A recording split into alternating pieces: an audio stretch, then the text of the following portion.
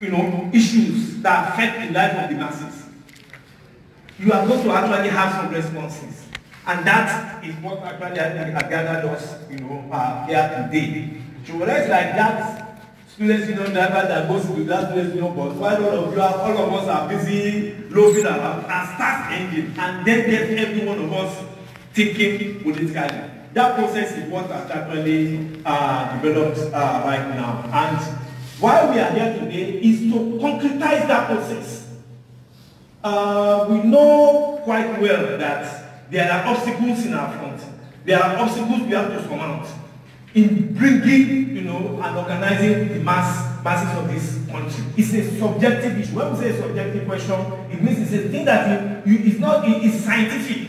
You have to study it, and we have to use, our history, our philosophy, and our programs to guide us in this process. And that is what has actually started. This process has started months ago. Before the registration of the AAC, we have been having interactions. With the registration of AAC also, it has come with its own challenges. We have the Take It Back movement, and now we're having a movement called Alliance for the Masses Political Alternative, which actually is a vehicle upon which activists who may not want to actually take some footsteps in becoming carrying members of the political movement as of now, but actually want to intervene. This, this movement is actually to cater for that, for those hungries. It's an attempt to unite all of us around a single issue, and it is not an issue that lacks programs, and that's why we have to agree on key programs upon which we are all coming together. Programs and methods need to actually be developed. That's the essence of this meeting today. This meeting is a unification meeting. This meeting is to further our political interest, and we cannot overemphasize the need for this kind of a process today. We cannot.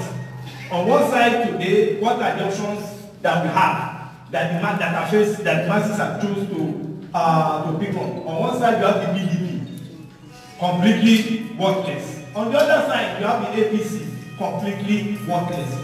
All of them are actually singing the same tunes. And therefore, the options of the masses need to actually be presented today in the most dynamic, the most creative manner, the most decisive manner. We need to actually we all need to actually get involved in changing, the society. That's the preamble to what we have actually gathered here to form today. This is a continuation of the meeting that we have started since October, and we will see we having more meetings. And government should take note of the fact that come November 18th, active campaign, ban on active campaign is going to be lifted, and everybody will be expected to participate. The Take It Back Showore movement and GAPA intend to actually go around the country, uniting all our forces, and preparing for leadership. And you also must take cognizance of one reality, that for us to take power in this country, it requires that each one of us must be prepared psychologically and politically, to actually provide the alternative. Without this process taking place, we are not going anywhere. And this is why all of us must start get united, get educated, get organized, and get active. Because without it, we are going nowhere. Tomorrow a general strike is supposed to commence on the minimum wage. As far as we are concerned, we are totally in total support of every struggle of the Nigerian working people and youth, and of the struggle of every oppressed. But we also want to take it further, because we also realize that all the problems are political. The issue of the minimum wage, which of course we also raise them, as we are raising the issue of the minimum wage, we are also emphasizing the need for a maximum wage.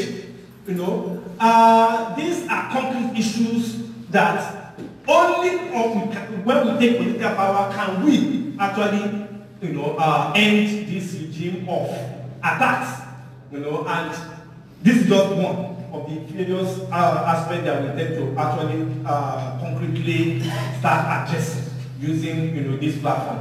So we welcome all of you today to this gathering. We are still expecting more participants. Some are just leaving Abuja today, but we hope they will meet us. Our guests and our other participants are here. I would like to hand over to the chair, to the moderator. We are still expecting our comrade Falano and co. But as the meeting commences, we want to advise that all of us should put our phones in silence so that we do not disrupt the discussion. So, comrades, we hand over to you. Thank you very much, Comrade Shady. We've heard from him, and we know very much that our lives are the most endangered in the country today because we speak the most dangerous phenomenon, which is the revolutionary truth. We are saying the truth to power, and we're fighting from all the ends. So on this note, I want to first bring to the high table Comrade Oyele Sowore, the presidential candidate of the African Action Congress. And the convener will take it back. Actually, I was about forgetting that because I know that we are not in the public here. And it's a day to also not only discuss the programs, but to also fashion a united perceptions and perspectives of the revolutionary left. Because we have a big opportunity to take up the ruling class in a broader manner. I think the last time we had that was with Gani Fawehinmi. And now we have a chance to also go further, bigger and stronger. So I know that comrades are already preparing their political arsenals to take up the discussions on our bigger point. We are still expecting the printed copies of the program so that we can be able to circulate it and comrades can speak more from it. But we also want you to know that that program is not different from the program that we all know in terms of what we desire on the workers' movement, on the student movement, on the youth movement. We also need to have programs on what do we do if we take over political power, because those are the ways that the Nigerian masses will know that we are ready. We need to tell them what is to be done with the army, what to be done with the minimum wage, what is to be done on education, what is to be done on healthcare, and what is to be done on a lot of other issues. Coincidentally, we are in a period of the third decade that neoliberalism has been officialized in Nigeria through the structural adjustment program. So we are in a period where Nigeria is getting out of the recession and running fast back to that recession. We know that it's not just running back to the recession, we are going deeply back to depression. Happily, the documents are around, and I feel that comrades can go on perusing that. So while we will be doing that, we will be asking Comrade Oyele Sowore to take up an introduction of why he will be leading the campaign for presidency in the country and some other positions on the manifesto. Thank you. Thank you, comrades. I would have naturally loved to salute you in a revolutionary manner. But when you are in-house with your comrades, both the most senior ones, the established ones, the institutionalized ones, and the ones that are not only vibrant but dynamic, we'll keep it sweet and slow, or sweet and low, as we say. I don't want it to be too carbonated, because we actually have had a meeting here before, same venue, where the discussion was very clear. I came, presented my presidential aspirations at that time to the activist community here in Lagos, led by Comrade Femi Falana on that day. It was well attended, and we ended that conversation with two simple requests, and that was that I was asked to liaise with other activists in the House and work towards finding a political platform for the actualization of that aspiration. And we went to work. and tried the best we could to find if we could use any of the existing political platforms to actualize that aspiration. Unfortunately, it did not happen. But we were lucky that in the process of looking for a platform to work with, we found an opportunity to create our own political party. And that was how the African Action Congress was formed some 2 months ago.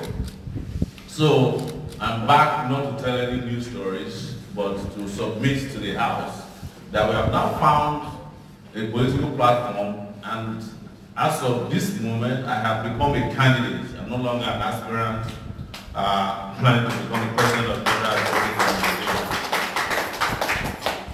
But we don't want that to be used as a fait accompli. It is not to be said that simply because we have now had a political platform and I'm a presidential candidate, I should not report back to the House.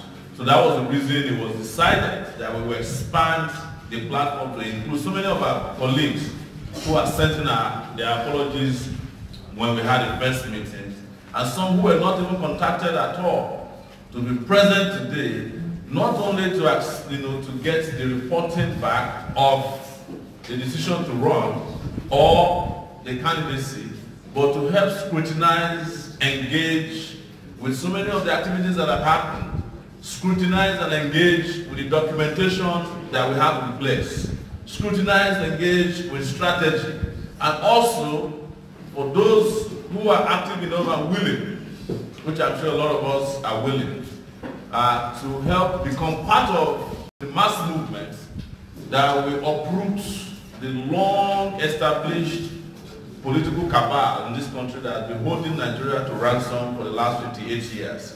I think, and I believe that the best opportunity we have yet after 1999, 1999 was the time we took no chance at all. We had a chance, but I think we were misdirected.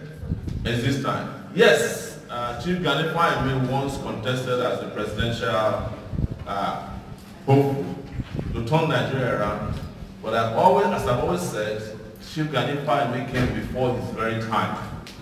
And a lot of people did not understand what needed to have been done because we were still going through the post-military lethargy, in my own view, even when Gani came. Not many people at that point even believed in transition program when Gani was running for office. Not many people could trust the system. And I'm not saying in any way that we have trusted the system enough to believe that it will deliver on our aspirations and our agenda for a progressive and prosperous Nigeria. No. But I'm saying that there is no process in Nigeria today, no matter how acceptable or unacceptable it is, that has not had our input for it to even make any sense or meaning at all. What am I trying to say? Every time there is a transition program in this country, either from the military to a civilian democracy or monontocracy, as I like to call it, they need the activists to put a stamp on it. Whenever there's an election, even when we are not participating, they still need us to say it is free or fair. Whenever there is a selection, as they do it, they need to watch our countenance to see if we are upset or not about it. Whenever there is increment in prices of any product controlled by the government, they need to hear us out. In the process, unwittingly, a lot of us have been built into this state of lethargy. Somehow, the activist community, not all of us, have become the neck upon which the rotting system is rotating by virtue of either direct connivance in some cases or unwilling participation. It is, I said this so as to describe to the House how I came to the conclusion that this is our best time, because we can radically move away from the established norms of helping them to certify elections and participate in the electoral process to the best of our abilities, and then take on this system, take it over, and use it in the interest of our people. Why am I saying that? Within a short time, and I'm saying we started out some 8 months ago, became a political party 2 months ago. As of today, in terms of being in public consciousness, without a private jet, without $1 billion or several billions of dollars, without a foreign lobbyist, without even an opportunity to have equal opportunity expression in the mainstream conventional media, we have become one of the most popular presidential aspirants and then eventually candidates in Nigeria today. I'm saying it because on my way here, I was reading This Day newspapers. And you know how hard it is for This Day to tell the truth, right? They admitted that a poll had just been held, and in that poll they said that 8 leading presidential candidates in Nigeria, and they of course named Buhari and Atiku as number 1, which is an insult, but said that Sowore is number 3. Yes, that is with no of those social political arsenal of see and buy, the Nigerian army, the Nigerian police, INEC on your side, the news media on your side, EFCC on your side, civil defense on your side, international organizations on your side, ambassadors on your side, everybody. We're just working based on raw Nigerian passion for change. Revolutionary change, and look at where we are. So I am very, very convinced that if we can take this opportunity and take on this particular moment to bond together again. I've not seen so many of us in how many years, a long time ago, but we have always been spiritually connected. If we can bond together once again, this is the best time to take on these guys and wipe them out of the system. I'm telling you, and it will be the last push. I met one of them today where I was coming from, one of these big politicians with APC. And he said, oh, we know you are very good, but you have to wait till 2023.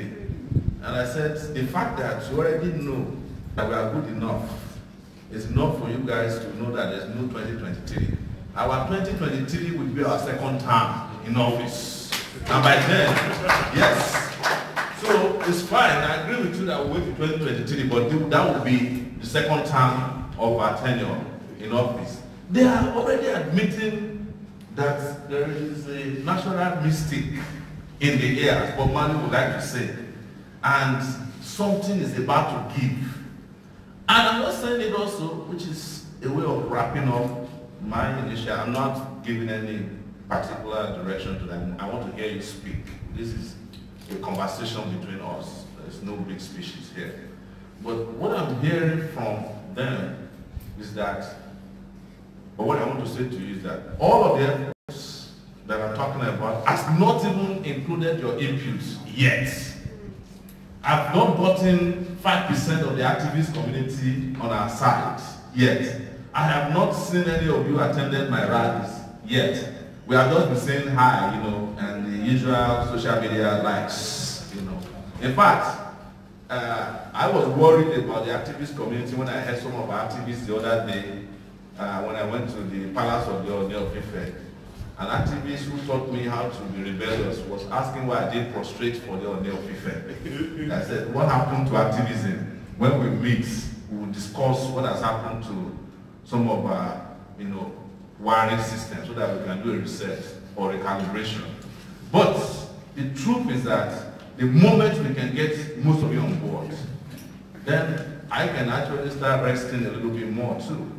Because I can imagine the energy of everybody in the house, and those who may not be here today, of the activist community, and those of you who are very good at marshalling and waiting for a moment that a young Nigerian that is passionate about progress, that's passionate about a revolutionary direction, that's passionate about prosperity and even peace. Justice first before peace, I would say, is the moment that the country has been waiting for. You will understand that regardless of how people may have treated you before now as activists, the moment we all born together, you see how much or how well. And let the world see how flawed the people have been leading this country are. And for those who are out there who might have questions for me, because I don't want to assume that all of you know me. I know probably most of the people in the house, but those of you who will not know me enough as to want to have or ask some questions from me, please feel free to have a, a no-hold-barred conversation and engagement, interaction today. Once we are done, like I said, my burden will be lighter. I have no doubt. But that will depend on how well we are done from today's meeting. I thank you very much again for coming individually and collectively, and I would say, Naluta Continua, Victoria. Comments we have from Comrade Shure. We want to have a robust engagement today.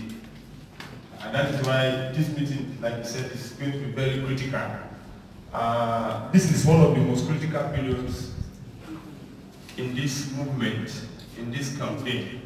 And I know that a lot of governments are eager to take up the position. But I want us to make sure that our positions not only engage the programs, you get it, but give masterly resolutions and patterns. I trust that that will happen. So, please, you have to stand by. Comrade Balu.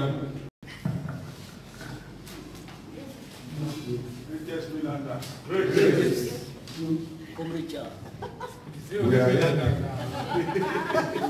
greatest Milanders. Great.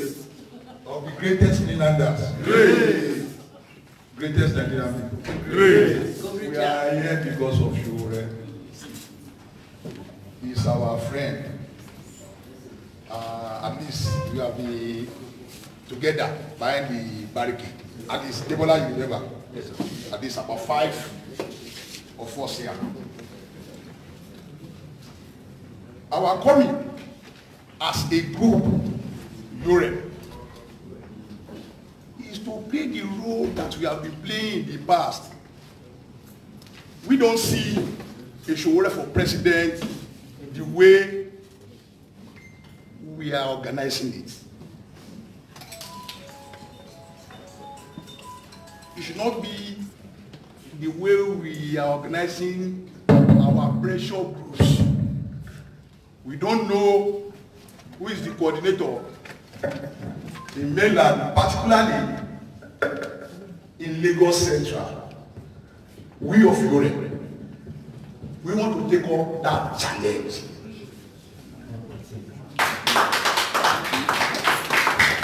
Those who are coordinating this process, let us have a solid link. I know that at least we have about 3,028 polling units. 1097 million, 608, Shomoyu, you know, if you break it down. So the first practical step, if campaign is starting on the 18th, is for us to identify who will be our agent in all these polling units. Aside that, 2 other canvassers in all the polling units. If we are lucky, we may have to get about 5 persons. But minimum, we should have at least 3 persons.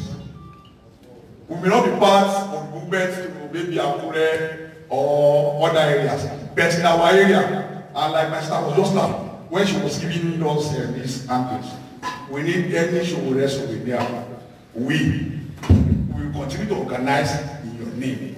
And maybe one of you at least your rally, one of your rallies, maybe the last weekend of December, we are ready and we are willing to host. Aside people who are coming from outside, we meet minimally 2,000 persons on our party for mainland. So we just need, give us enough materials to work with.